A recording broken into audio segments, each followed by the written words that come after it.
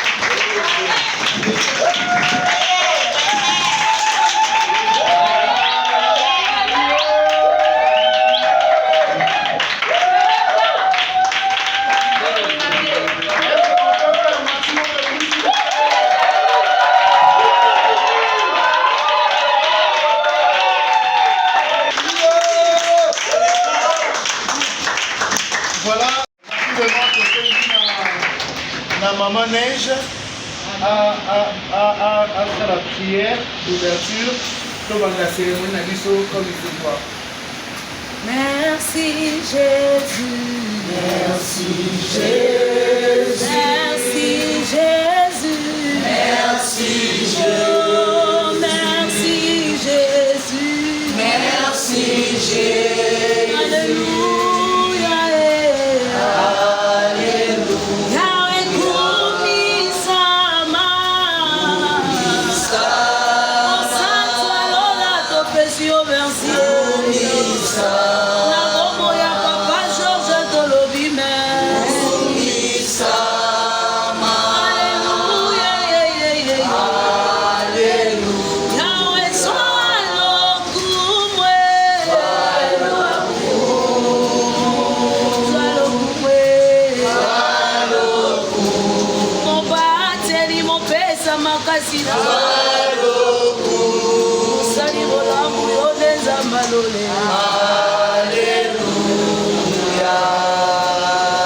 Éternel, tendre Père, Père de gloire, Père de grâce. Seigneur, tu es sous la présence na yo, na tomba le loko peso merci. Pour la faveur, au salibiso, grâce, Yahweh, ngonu ya kozali sous kati na bomo. Bato ebele bazali sous na bomo ite, Yesu yo bato biso. Ezate po tozalaki malamu koleka bao bakufi, mais tobikika ngonu na yo Seigneur. Yahweh yo sélectionné biso parmi de vivants. Yango toza reconnaissante kati na ntongo lelo ya kopesa yo merci. Seigneur, topamboli yo mpona bomo ya notre papa Georges kino temps oyo mokona lelo cérémonie oyo opermettre biso tozala na esika oyo nzambe yango toyei kopesa yo merci. Totiki ebandeli ya cérémonie oyo entre te sainte main kino suka nango zala nzambe oyo kozala na kati na biso elongo nde tobondeli na nkombo na Yesu tolobi merci Seigneur.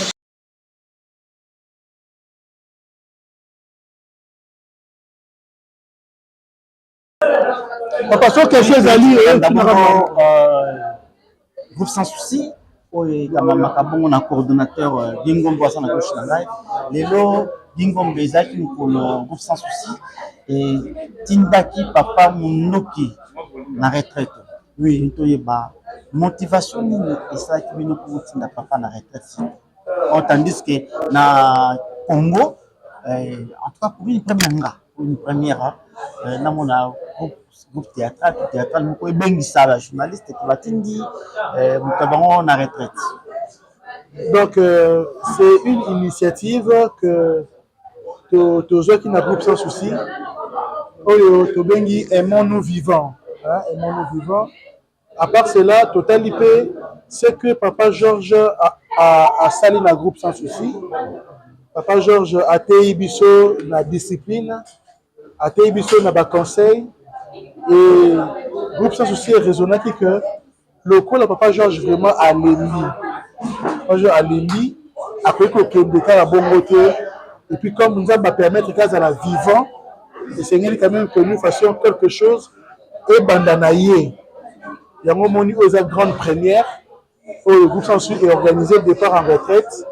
Il y a Papa Georges va tirer sa révérence professionnelle au sein du groupe Sans Souci d'Afrique et il fallait essayer la maboule. Vous voyez bien que retraite Bakendarango, kaka n'a moins quelque chose. C'est ce que nous avons fait, bien que ça ne soit pas la plus-value, mais ce qui est sûr que ça va aider. Papa Georges va travailler avec et ça sera la bénédiction pour le groupe Sans Souci et aussi un exemple pour d'autres groupes. Bah ça la rapé ango et que ça malabiso la première mise à Soukate. Voilà, Soukate bien sûr. Aujourd'hui, le groupe c'est ça pena le plus valuté. Est-ce que dans quatre groupes Sans Souci, artiste salarié? En tout cas, nous sommes une organisation non gouvernementale. Nous vivons grâce à nos cotisations, les membres, dont Nabaleg. Ça, c'est une ONG de développement. Pour ça, là, sur la formation des jeunes, des vieux, des mamans, des papas, sur ce qui est du théâtre et du cinéma. Et tout ça peut offrir un cadre pour les alliés antenne à la chaîne de référence. Et puis ceux qui nous ont formés, après qu'on les cas, qu'on l'a qui ça, formation à apprendre dans la série télévisée, ou tout ça, la carton, dans spectacle, ou tout ça, dans la salle. Ce qui fait que mon salaire à mon tout temps, mon salaire, avec qu'on s'en tirer dans la contemplateur, avec qu'on s'en tirer dans la femme, oyo, bazali qu'on subvenir dans la besoin à moko na biso. Et aussi dans la cotisation de ça, la carton, la caisse, ils permettre que à chaque événement culturel dans Mboka, de partager avec moi, Mickey, ou Tozoaka, et à la fin du mois, et à la nengue, mais ce n'est pas un salaire, c'est seulement un partage familial. Il y a bien un groupe qui est cotisé. Aujourd'hui, Papa Georges, la jeune génération va tirer comme les soins pour le bon fonctionnement et la la discipline, la volonté, le sacrifice et la patience. Vous avez dit, ceux qui besoin d'un mot, on peut échouer. La jeunesse doit comprendre, nous jeunes, nous devons comprendre que ceux qui sont emboîtés par Papa Georges, je pense que nous allons mourir moins et nous allons aussi sa carrière d'ambition combattre quelque chose et que mon âme. C'est ça. Et comment on a le Papa Georges, vous êtes quand même fier de ce qu'il a pu réaliser? Je suis très fier de ce que Papa Georges a pu réaliser dans le groupe Sans Souci. Très fier et je suis aussi un témoin oculaire. Je suis venu dans le groupe et aujourd'hui, à ceux qui n'ont pas vous condamné, mais Papa Georges n'a jamais manifesté un mécontentement ou une jalousie quelconque. C'est-à-dire qu'il a accepté que je vienne après lui et que je devienne son chef. Et aujourd'hui, c'est entre mes mains que tu remettrais enveloppe, il y a départ en retraite. Dingo, mais c'est fait. Depuis le premier coordonnateur, il y a Sans Souci. Et là, on y est étal si bien que non, on va un plus ou un changement à la catégorie. Na memi et l'autre côté, parce que le fait qu'il y a que ça là, bateau bassin liboso nanga. batika kosala yango bien ezosala mpe ke non changement mpe eza kocontinue kokoba na baye baza koya nsima bato oyo bakuti ngai cordon ntango bazolanda oyo ngai azosala oyo ngai bainculkaki ngai oyo ngai nazopesa epuis nazopesa yango etant moto azali fidèle na baprescription oyo batikelanga moto azali fidèle na président Boshilo Kinzondi et nazala déjà fidèle na papa poudre de chasse. Voilà que confiance au bapesi ngai na sala na coordonné groupe maman Mabe azali wana confiance bapesi ngai na coordonné groupe et sali que changement ezali peut que continuer. C'est ça. Dernière question, une anecdote, il y a papa Georges. Anecdote, il y a papa Georges Nakoki Kobo Sanate ezali que papa Georges Monduki azalaki auto avandaka mosika bien kazali papa Lopango mais avandaka mosika et na biso auto groupe sans souci et na mutu moko te avandaka mosika koleka papa Georges kasi yana mutu te o aya liboso papa Georges na activité ya biso nyonso eza appelle lelo mutu akomi liboso na ye azaki akomi aka liboso donc c'est un homme vraiment un homme de rigueur. Tout le monde a écrit mingi, il fallait ça ma bonne. Les gens sont à nzela, je y a autre problème. Oxygène y en a combien hier. Donc je me dis que là moi ils ont ma bébé là on va devoir zater sans problème. Et le quoi les organisations il y a ban ya groupe sans souci au bazar. Si place au bazar continuer toujours na groupe sans souci. Donc on dit qu'il fallait ça ma bongo. Il fallait pas ça ma bongo. Bon, il fallait ça ma bongo bien sûr maman. En tout cas, si vous avez une question à profiter, de nous, vous savez, tout le monde a la nuance pour le Senghor pour le journal, mais au lieu de ça, moi, on a encore héritier, tu le mets. Azaki, ancien, à groupe sans souci.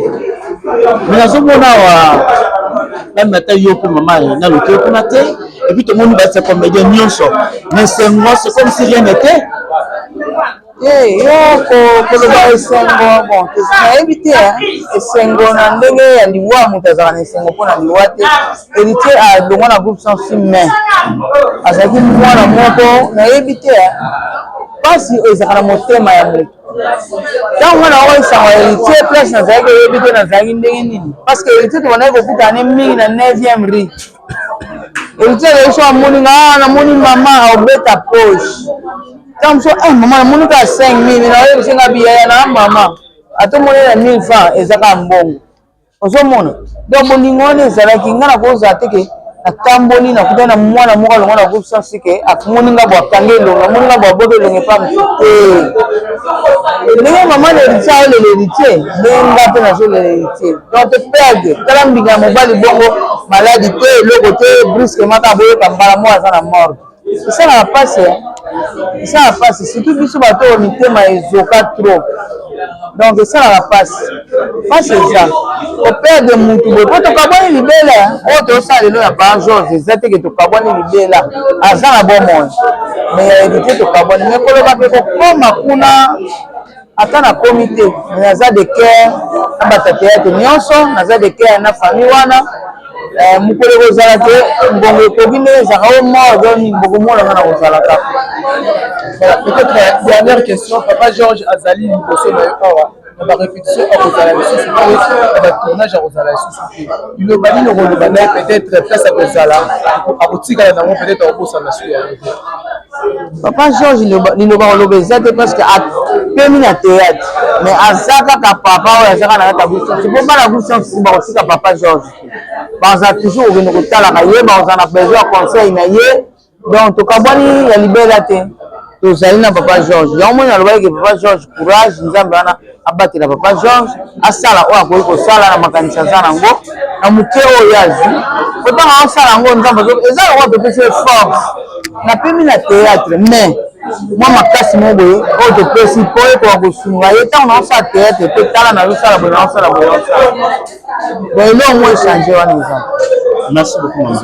Il y a retraite lelo omoni bobengisi ye mpona mbala liboso na kati ya Congo biso de toiko koyeba bino bozwa mosolo bopesa quelque chose la retraite ma toyeba Yonde Moutou, Otikala, la responsable de numéro 1 à groupe Sans Souci. Vous avez dit, moi, c'est à Sans Souci.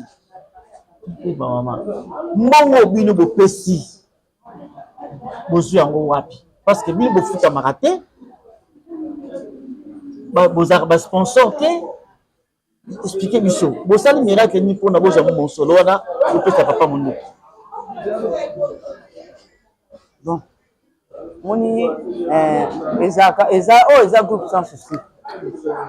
Nyonso esami esenga kaka organisation.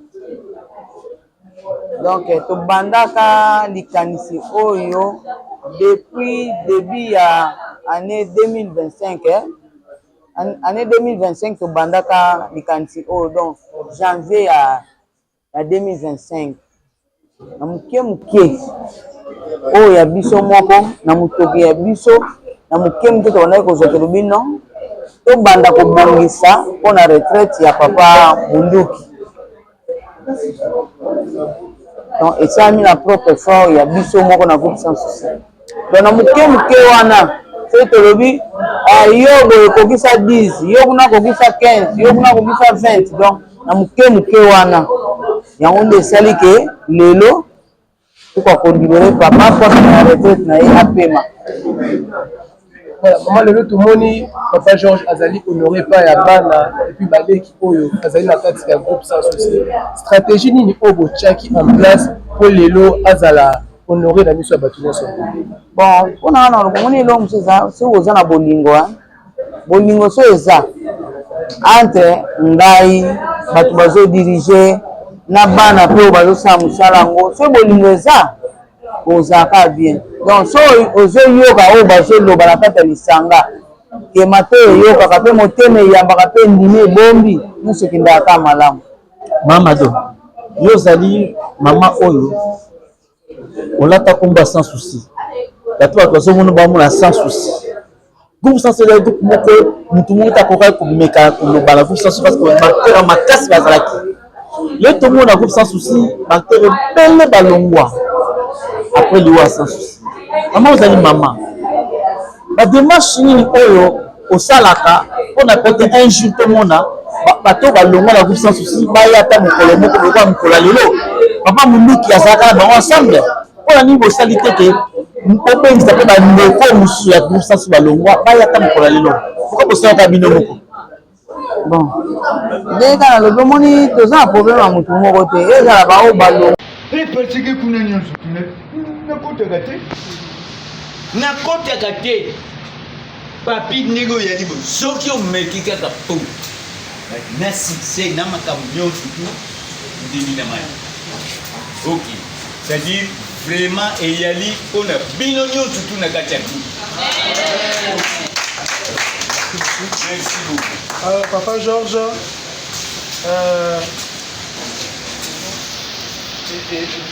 aza mpe na cadeau oyo akopesa papa Georges amoi mpe toye na ngo ayaki ye moko te mama mwana nde ya liboso akotema mpe pembeni na ye.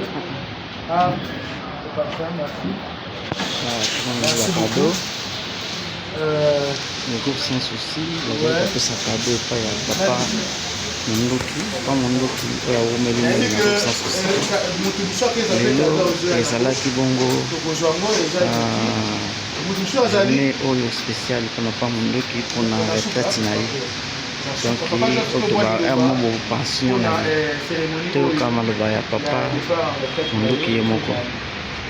Vraiment mpona ngai nasepeli makasi parce que bagroupe eyali ebele banda na bandi na ngai mosala na ngai ti lelo nano namona te nano mpe nayoka te mais eye kosalamela na ngai moko awa na kati ya groupe Sans Souci, c'est-à-dire epesi ngai esengo makasi parce que bambuma oyo ngai naloni yango wana mpe kaka na buki, c'est-à-dire efuti ngai bambuma moko ya malamu parce que bakoma ngo na bible jamais moto oyo ayali ke aloni paipai na paipai wana abuka manga Non. Okoni manga, okubuka manga.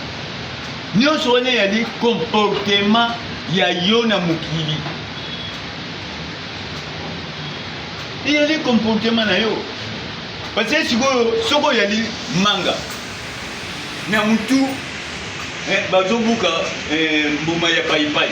C'est que oyana misala mabe. Oyana misala mabe. Papa Gingo. L'air de toi qui papa Kingombe, l'air à côté de na maman. Mais il y a là qui baigne d'habita. Batuba me la maïté. On a nini, comment va soupçon bazo yoga. Guide, comment et pour la couper.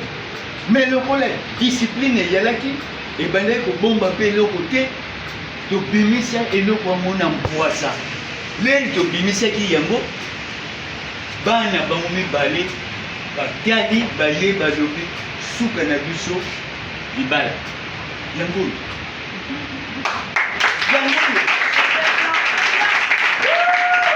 tokende tomela tolangwa c'est-à-dire namoni coupe explication na osala bauti groupe moko bauti groupe moko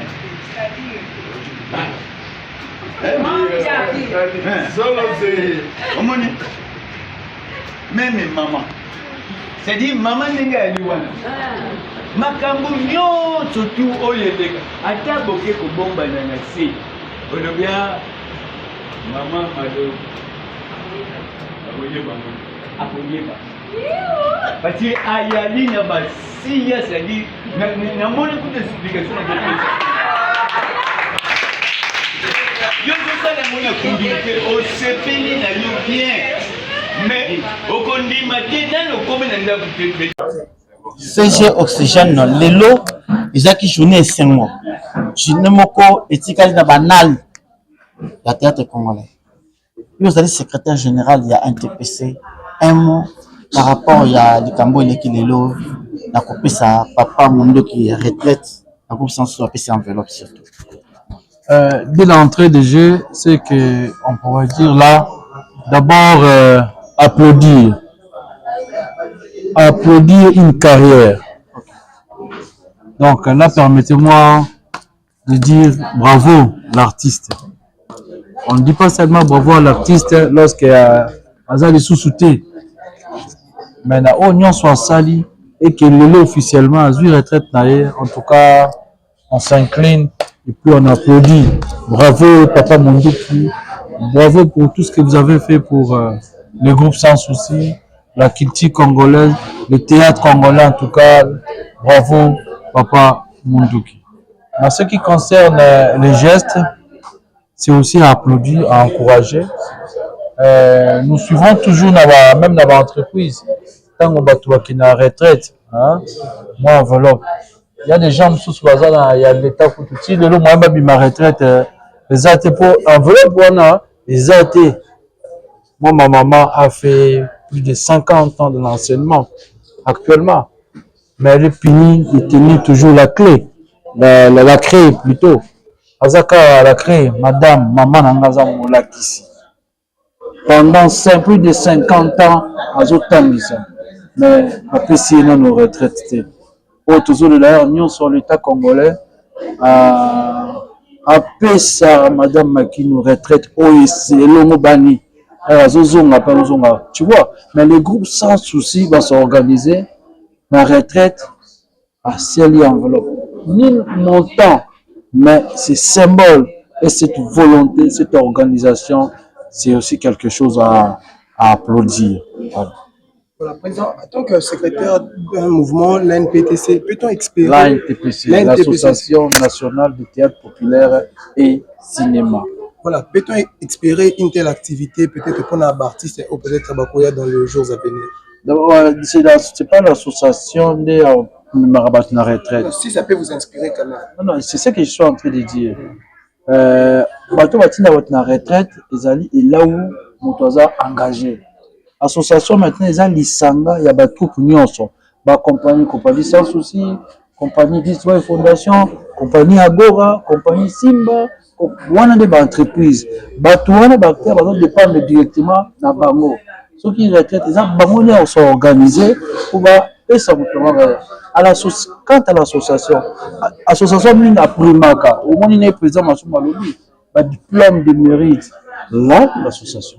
Tel le cas au président soulevé le 27 mars. Parce que le 27 mars, c'est la journée internationale, il y a théâtre. Il y a tout ça, il y a 25 ans, il y a un TPC. Donc, ça, la soirée de gala, mène la musée nationale. Je profite de l'occasion pour appeler tous les artistes et comédiens. On a salué Azarana Mam, théâtre, télédramatique, réalisateur, Mokonabiso Yangwana, Kozangate, il y a la soirée de gala, la tenue de ville pour les hommes. Et madame, ils seront en robe.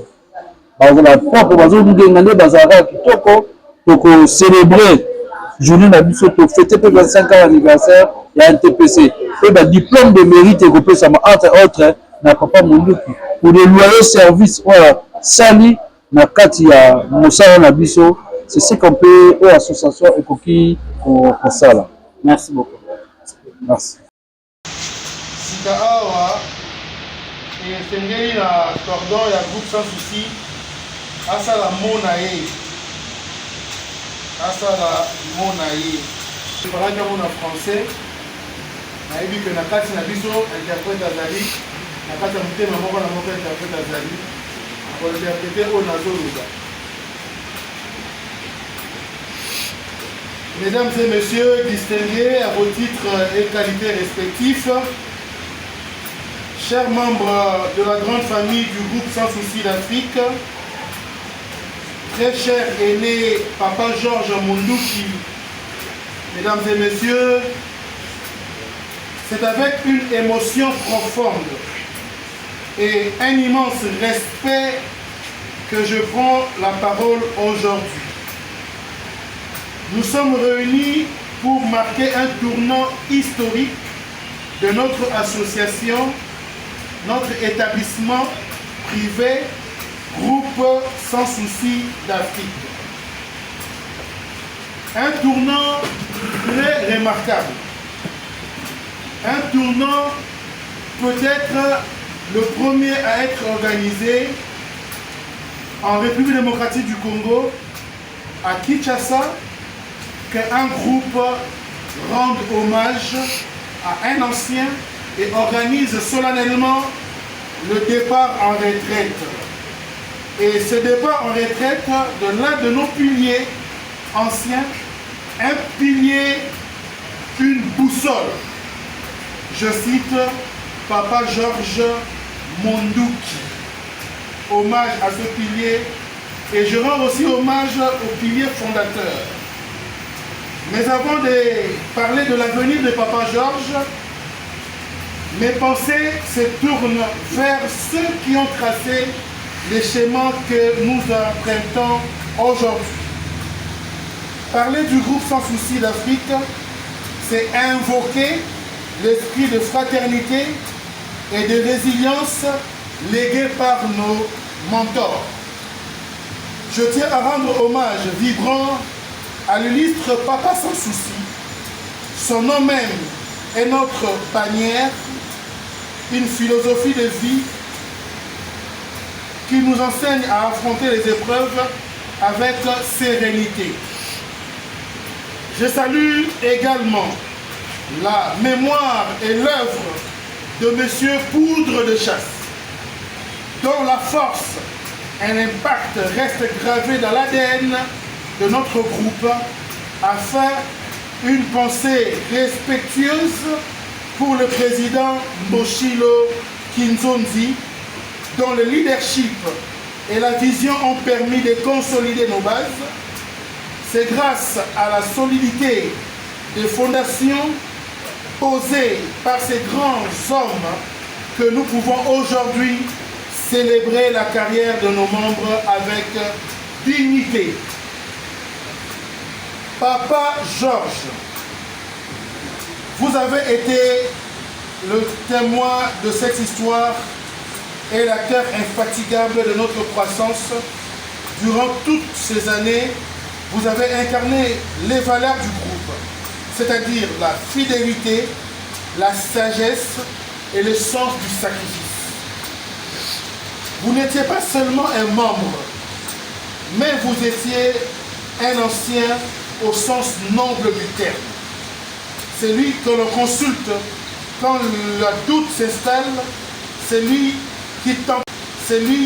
qui tempère les ardeurs et qui rappelle toujours l'essentiel, l'unité de l'Afrique, la solidarité entre ses fils. Votre départ en retraite n'est pas un adieu, car au sein du groupe Sans Souci, on ne part jamais vraiment. Vous changez simplement de posture, de travailleur acharné, vous devenez notre conseiller émérite. Papa Georges, au nom de tous les groupes Sans Souci d'Afrique, je vous dis un grand merci. Merci pour les années données, pour la sueur versée, pour l'amitié partagée. Que cette nouvelle étape de votre vie soit empreinte de paix, de santé et de cette joie sans souci que nous chérissons tant. Vive le groupe Sans Souci d'Afrique, que vive Papa Georges Mondouki, je vous remercie.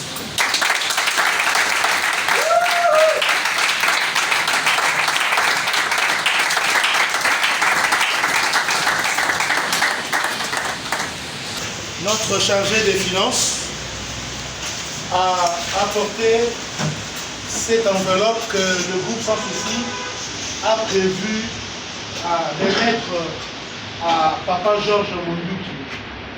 Vous savez que nous sommes un groupe de théâtre et de cinéma avec toutes les difficultés que le groupe culturel passe en RDC. Organiser un départ en retraite, c'est fait normalement suivi d'une enveloppe. Et nous invitons Papa Georges à approcher sous vos applaudissements, bien sûr.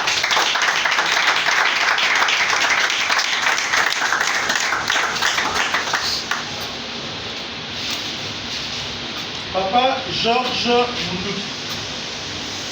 Oyo ezali eloko.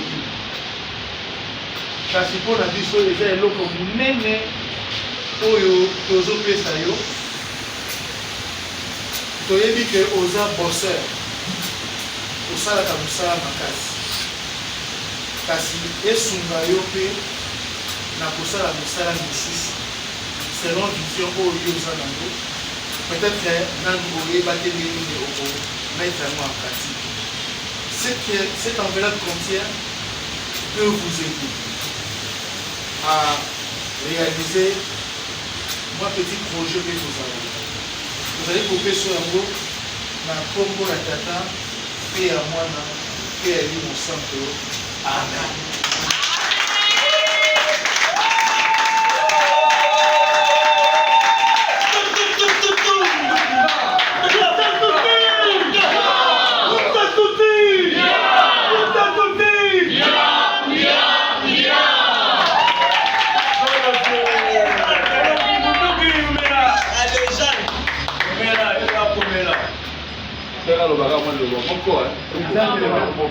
ezalaki mpe prévu mpo aloba moko mwana papier changaka papa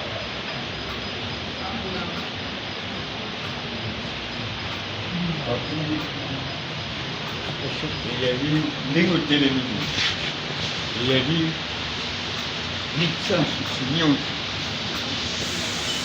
c'est-à-dire ndenge papier etelemi ndenge groupe sans souci nyonso tu etelemi. Amen. Na groupe Sans Souci kobanda ye moko papa ti na ndenge toyali boye totindaka bato te bakende kosimba kisi, c'est-à-dire makolo kaka oyo yo yango wana kaka ndenge okangelaka bale ndenge mpe okobetila yango. na scène topesa kombo ya scène zenga mambo. C'est-à-dire lakisa makambo na yo nyonso tu na bolingo na yo ya musala na terrain. À partir de wana ba continuer ba ko le 1-1 oyo na moni asali premier pas deuxième trois aïe au bibi. Mais ce qu'on tourner kaka place wana zéro. Oyo ga kuna mama na zo sala biloko bote papa na zo sala tigana kende. OK comme dit ni ça joue libulu. Nga subi na kokisi ndenge na ya libulu. Na ba conseil na opesi ba témoignage en tout cas pour continuer ko ko ba ko musale sa nini ekende akana sikuta bana.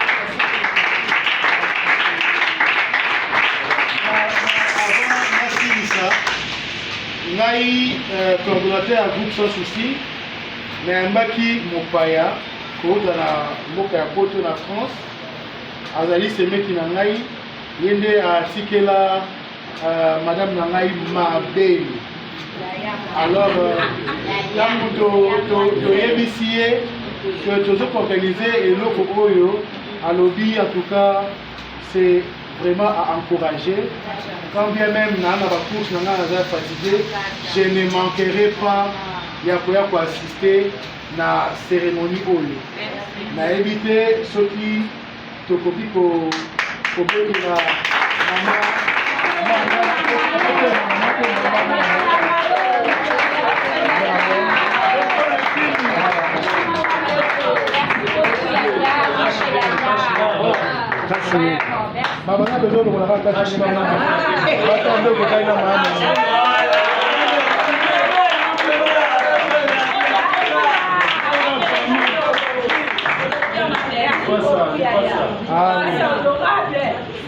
C'est avec ces mots que nous allons mettre fin, parce qu'on dit que les bonnes choses ne durent pas. Alors c'était ça que le groupe Sensi avait organisé.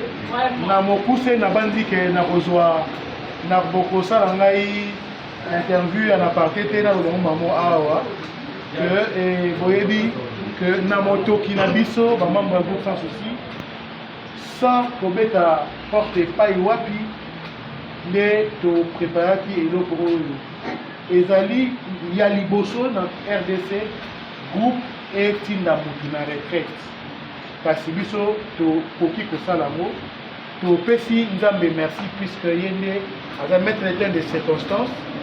C'est lui qui a permis que eloko esalema bato oyo bakotala eloko oyo bayeba que en d'autres termes il y a de ceux qui tireraient leur révérence à Koufi. Papa Georges peut attirer révérence naïe, mais na retraite. On appelle ça tirer la révérence professionnelle. Voilà. C'est-à-dire, ce que nous faisons, nous le faisons en intimité. Ezali esengo, mais ezali pe na moi pasi ya moke tokabwani na Papa Georges na musala kasi tokabwani te aza conseiller émérite na biso. Na réitéré ba merci na président Moshilo Kinzonzi qui est en Europe, il est na Mwasinabana et puis na comité directeur Mobimba, il y a groupe Sans Souci wana nazali ngai moko nazali Simaya président Boshilo, Simaya secrétaire général Lebo Katenga, après lui ngai nde coordonnateur adjoint na biso Maman Neige côté de moi Maman Neige.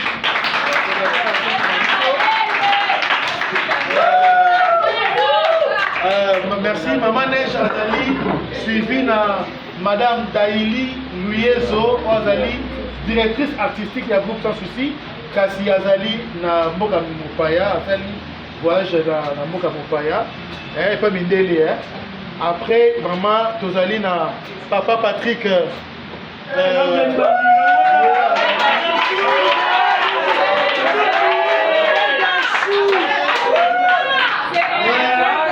Azali chef et répétition, il y a groupe Sans Souci. Balandien Nassima, Papa Arnold Kembo, Azali empêché pour des raisons plus professionnelles. Il fallait qu'à ça. Et puis Tozali na Maman Kanyama. Maman Raïssa.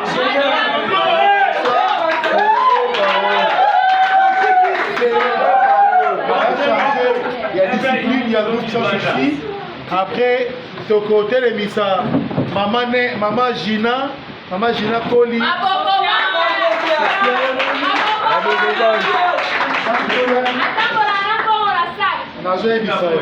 Maman, hier à l'andisami pena, Maman Nyota, Azali empêché pour une raison à santé. Maman Nyota, Azali empêché. Après Bango, Tozali na Bango.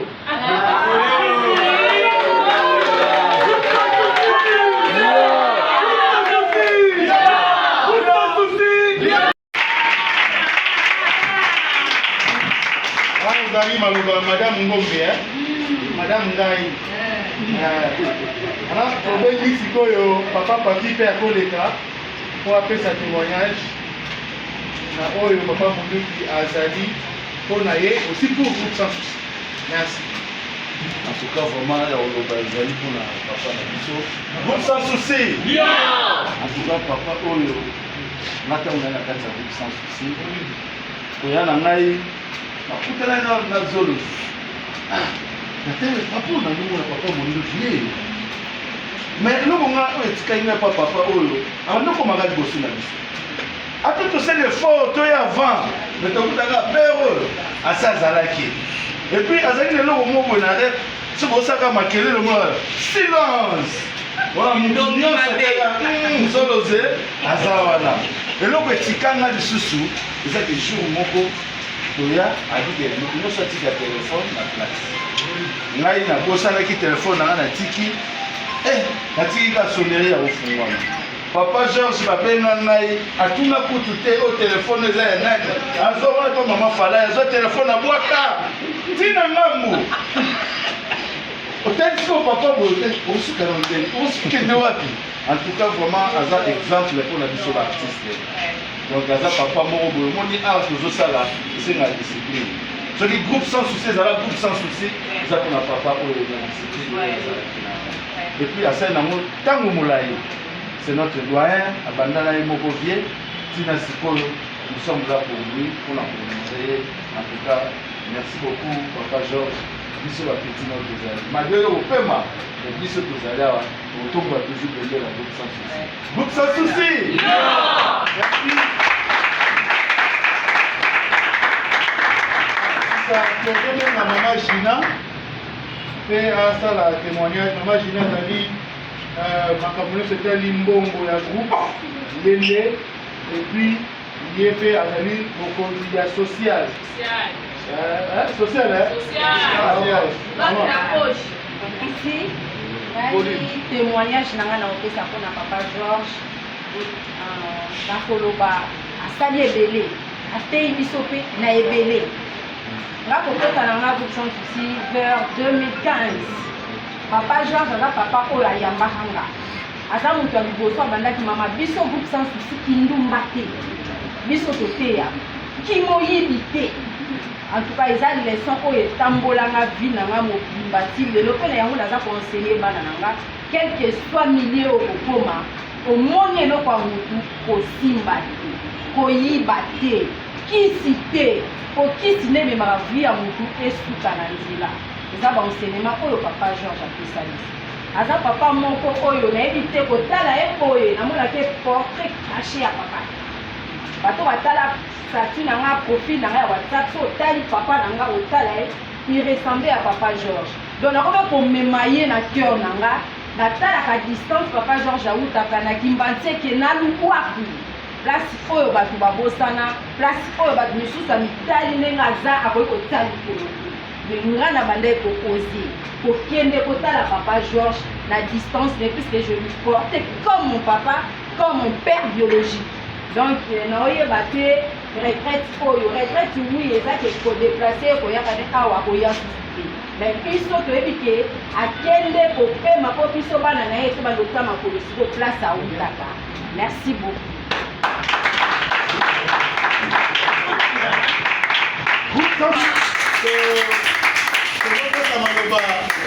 epai oyo tozonga ke nani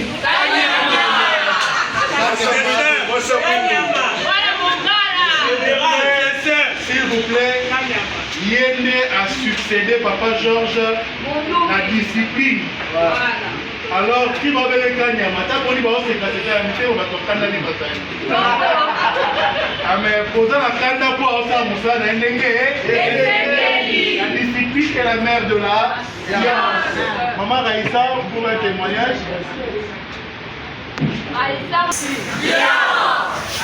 Pour comprendre, moi, ma langue, en fait, nous avons Raïssa Mbabo, nous avons discipliné en tout sans souci.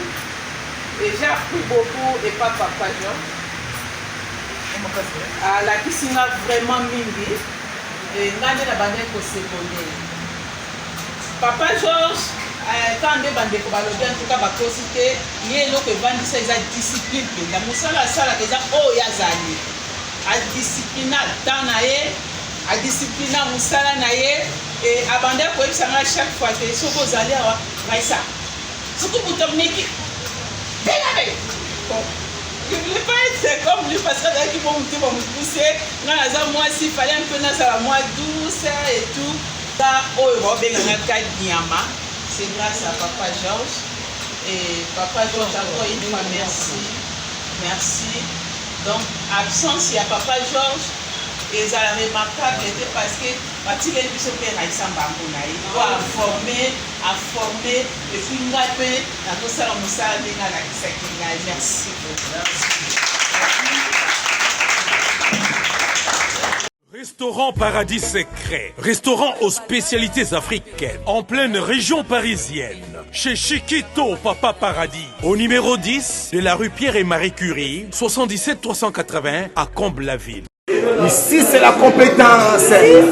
Non, on laisse aux médias. Toujours. Pour la dégustation de mets variés, saveurs africaines, un seul endroit. Venez déguster de grillades, du poisson, tabac, brochette, ngoula. Tout ça, modèle Yambo Canabiso, chez Chiquito, au restaurant Paradis Secret, le secret du paradis. Avec accompagnement de manioc, chikwang, banane plantain, du riz, etc., etc. Notez bien l'adresse au numéro 10, rue Pierre et Marie Curie, 77 380, Comble-la-Ville. Réservé pour tous vos événements, en toute intimité et convivialité. Venez chez Chiquito. Anniversaire, baptême, surprise party et autres occasions festives. Rendez-vous chez Chiquito, au secret du paradis ou Paradis Secret. Votre réservation au 09 50 01 85 90 ou au 06 52 81 93 93. Restaurant Paradis Secret chez Chiquito Papa Paradis. C'est vraiment paradisiaque.